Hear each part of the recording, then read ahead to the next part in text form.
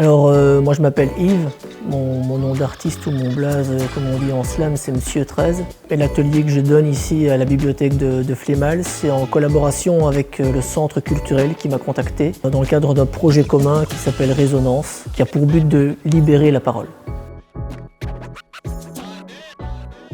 L'atelier est étiqueté slam. J'explique tout de suite que le slam c'est de la poésie, que la poésie est née dans l'oralité, donc on y revient. On revient vraiment à la parole. Et donc ça se passe en 3 étapes, écrire, lire, dire, par beaucoup de mise en bouche, par beaucoup de questionnements, pas forcément beaucoup de réponses, mais le fait d'aller vers quelque chose et de tenir compte de la sensibilité de chacun, chacune, pour vraiment trouver sa manière à soi de dire les choses. Non, celui-là suffira. Un autre corps, non. Parce que dans le slam, ce qui est intéressant, c'est Simon Raquet qui disait ça dans une interview aussi, c'est 3 minutes de liberté. J'ai envie qu'ils en profitent au maximum. Et donc l'idée de l'atelier, c'est à travers l'écriture d'arriver à l'oralité sous forme poétique, mais surtout sous forme personnelle. Puisque c'est un texte de son auteur, dit par son auteur. Et le format slam permet vraiment aussi des scènes où il y a une vraie bienveillance et où donc on peut vraiment se livrer et pas jouer à faire semblant. Mais télétravail, marmaille qui piaille.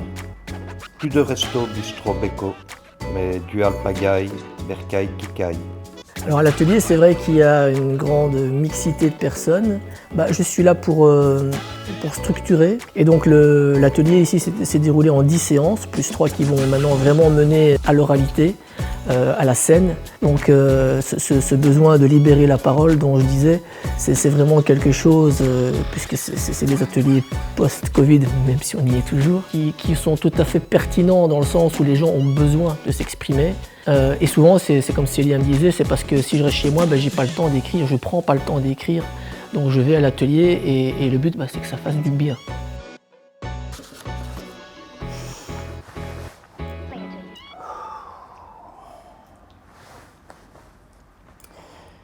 Je ne veux pas courir. Non, je ne veux pas courir, je veux juste avancer. Quand la vie m'y contraint, ou quand j'en ai besoin, ou quand j'en ai envie, mais je ne veux pas courir. Je ne veux pas courir sur les chemins tracés par tous ceux avant moi qui n'ont pas pu marcher au gré de leurs envies, mais ont été contraints de traverser la vie comme on monte dans un train. Parce que ça va plus vite, parce qu'on est tous ensemble, ou parce qu'on les en prie. Mais je ne veux pas courir. Je ne veux pas courir pour gagner tout ce temps dont je ne sais que faire, mais que d'autres monnaient et transforment en enfer. Mon œil. Un soir, t'as pris la poudre d'escampette, me laissant dans le noir. L'occasion rêvait de m'évader vers d'autres cieux, là où sérénité et apaisement m'ouvrent d'autres horizons. Ce soir, plongé dans le noir, je vogue entre ciel et mer, couché sur le dos. Vivre ivre de vie, n'est-ce pas là tout un art de vivre? Des étoiles plein les yeux, j'ai juste envie de quitter cette routine. Juste envie de voyager sous un flot de mots, valsant au son des notes.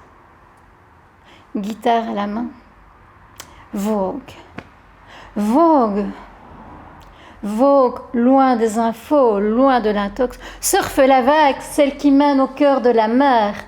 Vive la mer qui porte, la mer qui supporte, la mer qui emporte. Mais quelle mer! Cette immensité bleue ou celle qui t'a mise au monde? Peu importe, ces mers sont nos mers, belles et éternelles.